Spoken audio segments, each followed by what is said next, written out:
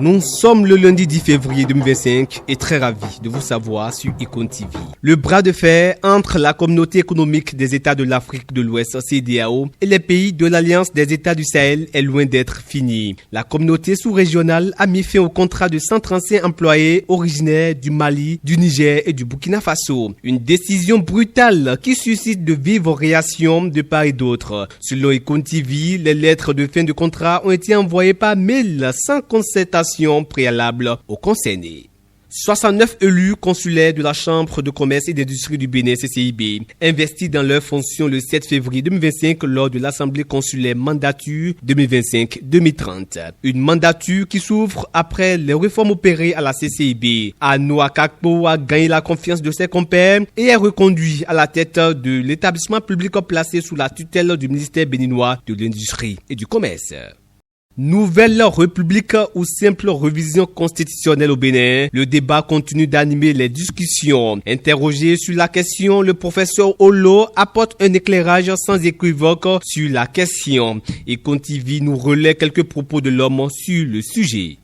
Dabarou s'intéresse sur l'utilisation d'appareils de mesure non certifiés dans les marchés béninois et nous dit que l'ANM met en garde les commerçants et industriels indélicats. L2A TV nous rappelle que cette affaire a éclaté dès que les bouchers du marché de Zongo de Cotonou ont reçu la visite surprise des agents de l'ANM le vendredi 7 février 2025. Ce média titre « Usage des instruments de mesure non conformes », l'ANM interpelle plusieurs bouchers du marché de Zongo à Cotonou.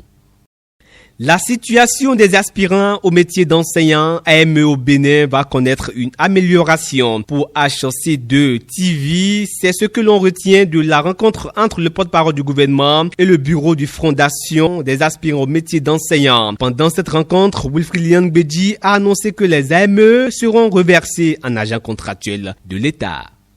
La vedette animatrice ivoirienne Kadi Touré est actuellement au cœur des polémiques. Elle aurait eu une luxueuse voiture de plus de 120 millions de francs CFA du ministre Djoumani. L'animatrice a porté plainte et annonce la sortie d'un film par sa polémique.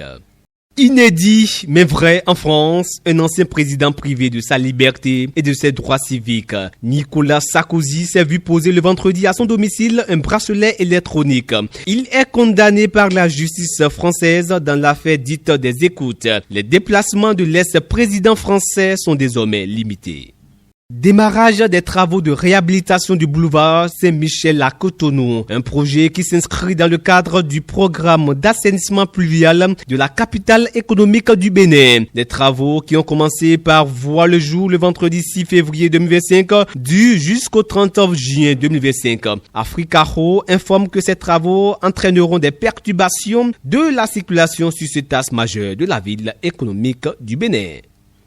En Côte d'Ivoire, Tidjane Tian, président du PDCI, renie à sa nationalité française. Le média en ligne dit que c'est pour satisfaire à la condition imposée par la constitution ivoirienne pour la présidentielle d'octobre 2025.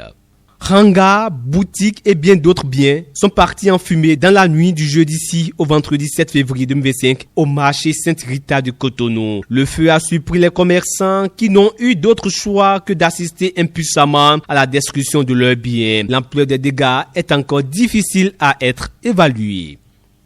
La vie des enfants atteints de cancer en danger. Un don de sang organisé par l'Agence nationale pour la transfusion sanguine du Bénin invite à la mobilisation le mercredi 12 février 2025 au centre hospitalier universitaire départemental de l'Ouémé Plateau. Moride TV rappelle que ces enfants ont besoin de nous plus que jamais.